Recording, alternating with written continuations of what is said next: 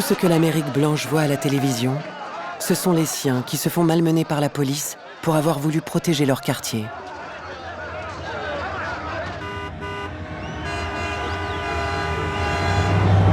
Triste paradoxe. Au lieu de s'offusquer du racisme criant, on accuse les Noirs d'être responsables de leur propre misère. Even Senator Jacob Javits asked the question recently. He said that he was a slum resident, but he and some of his fellow Jews were able to make it out of the ghetto on the Lower East Side. The same thing is true with lots of Irish, Italians. Why the Negro finds it so difficult to make his way out of the ghetto? Well, number one, no other racial group has been a slave on American soil. The other thing is that his color has been against him, and they've used this to keep him from moving up. In the final analysis, when you say to a man that you are in this position because of your race or because of your color, you say to that man that he can never get out of it. Other racial groups have been able maybe to change the accent or change the names, but the Negro can't. À Chicago, le maire Daley convoque une réunion avec King. Il veut mettre fin au désordre.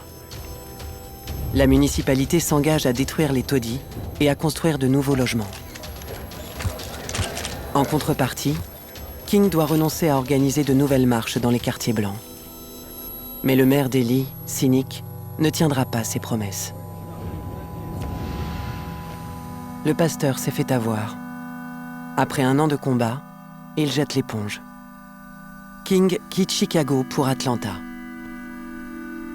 C'est un échec cuisant dans sa lutte pour la justice sociale.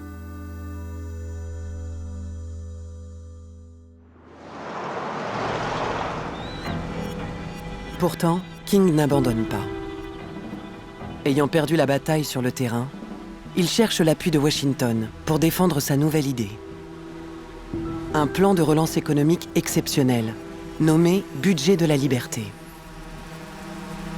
C'est un plan Marshall social qui garantit entre autres un salaire minimum, l'accès à la santé et des logements.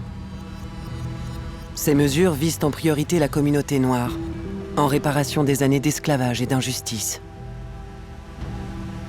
Selon ses propres mots, nous serions tristement dans l'erreur si nous pensions que la liberté est un plat plantureux que le gouvernement fédéral et l'homme blanc vont nous apporter sur un plateau d'argent. King doit plaider son projet auprès des membres du Congrès.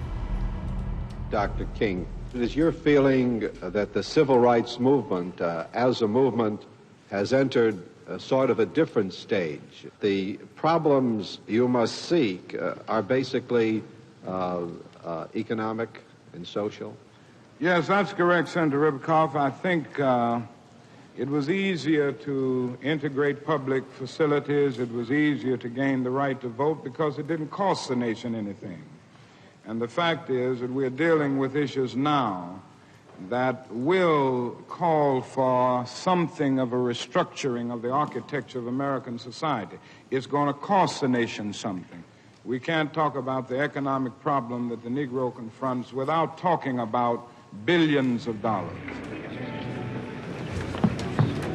Mais King se heurte à l'opposition farouche des élus. Le révérend commence à comprendre le malentendu qui s'est instauré entre lui et l'establishment.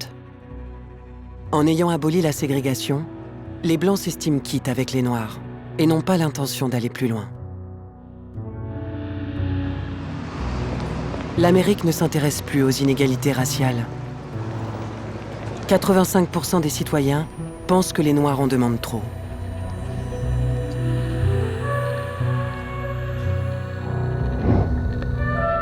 Le budget de la liberté est encore un échec pour le pasteur.